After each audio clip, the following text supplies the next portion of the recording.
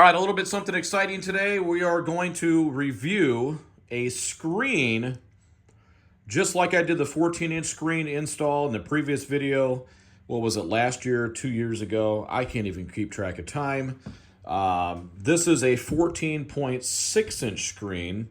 I measured it diagonally, so compared to the Tundra screen, it's actually a half-inch bigger than the 14-inch, because this is 14.5. Kind of 14.6, but anyways, we're going to do a review. We are going to install it. If you go to the website where they sell these are sold in China, but if I go to the search button here, type in Tundra, do it real quick, Tundra, there it is. So they've got this thing for sale for $950. It's a 14.6-inch screen, $950. If you go through it and you look at it, it's got Android. It does Apple CarPlay. The website's a little glitchy. It's got stereo enhancements, DTS 5.1. It gets into all kinds of different technical babble. You got Bluetooth 5.0. Apple CarPlay, Android Auto, smart day, night mode, always the right light. It just keeps going on and on and on. Cameras you can hook up. What does it look like on the back? You can see back here. Now this is made from Youducar, Toyota Tundra, years 2020 to 24, screen 14.6, 8 cores, Android system, RAM is 8 gigabytes, 256 storage. Here's all the connectors on the back. Looks pretty close to when I did the screen install, the 14-inch, which is a stock on the last video I did. You get all the cables here. We're going to figure out how to hook these all up, and let's get into it. Guys, just like the classic video that I did before, same thing. We're going to go back, disconnect the negative on the battery, and then go ahead and do the install. I got these pulled out. That's over here on the left side. These just come out real super easy. We're going to go ahead and pull this guy here, and then go back down in there and get those four bolts out. Okay, I'm back. So all the wires are pulled out. Got these all unplugged. Now make sure you take a picture of this. You know, take your phone when they are plugged in, just so that if anything happens and you need to go back and say your screen's not working on the Youducar, you can go back and put your stock screen back in. You know, if worse comes to worse, because who knows? Some of the stuff could be DOA, you know, coming in the mail. It could be just a dead one. Who knows? No instructions in my box because mine's an affiliate program. So I make these videos and they send me stuff for free, and then I can, you know, show what it's all about. So it helps out that company, helps out my channel. Kind of like Nitro Fishing, you know, the guy that does the Tundra video. Same thing. He gets stuff sent to him, tries them out, previews them, shows them how to install them, and it helps you guys out trying to learn how to do this stuff. So, all right, let's go ahead and put the screen in, hook it up, and see how it goes. Okay, so there is a dramatic difference with the size of the unit compared to the Youducar. Not much going on in this guy. Freaking enormous, massive on the stock OEM Toyota Tundra 14-inch.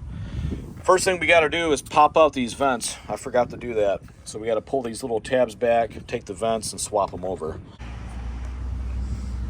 All right, just a little tip. You got to work your way around. As you take a little flathead, you can pop it in here and pop them back. Pull on this as the same time you are pushing back these little tabs. Let's back it up a bit. I forgot to tell you, these did come in the box right here. So these little pieces, these two pieces replace this silver one there.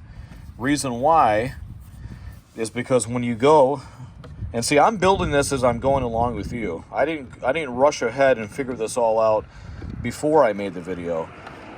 This will not go on there. You can see that little piece right here. It's hitting on top. It can't come down all the way. So then that told me, okay, these have to get swapped over to that. Now the color is going to change. These are silver. But if you wanted, you can spray paint these with Krylon, some of that spray paint for plastic.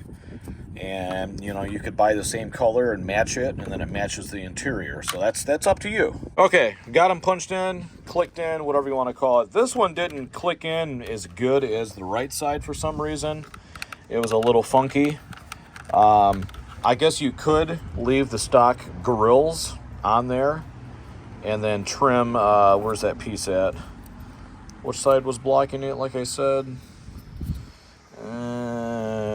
Somewhere. I think it was this piece. But anyhow, you know, you could get the Dremel out. This time around, I'm not getting the Dremel and making it a full-blown, you know, arts and craft time in Santa's workshop. Okay. Got it all plugged in, hooked up. The only thing I noticed that's not working is the backup camera. I'm going to have to look at some of the connectors. They did give me this connector here. My green connector does connect into that, but then you have this, and this doesn't plug into anything. So I'm going to contact the supplier.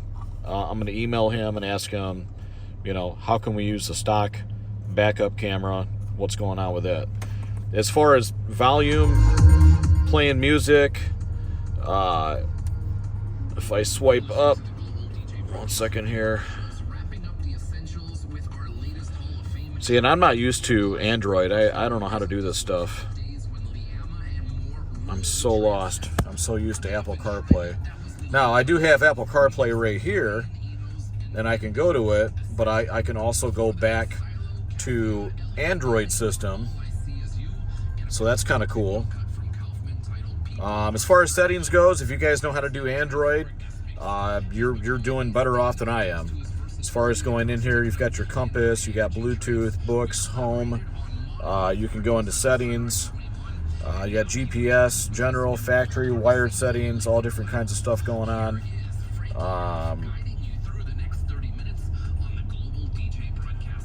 It's kind of cool. You get a little Tundra icon on the screen, so that's kind of neat. I don't know if you can change the color of the Tundra, but that'd be kind of cool. So it's all new to me.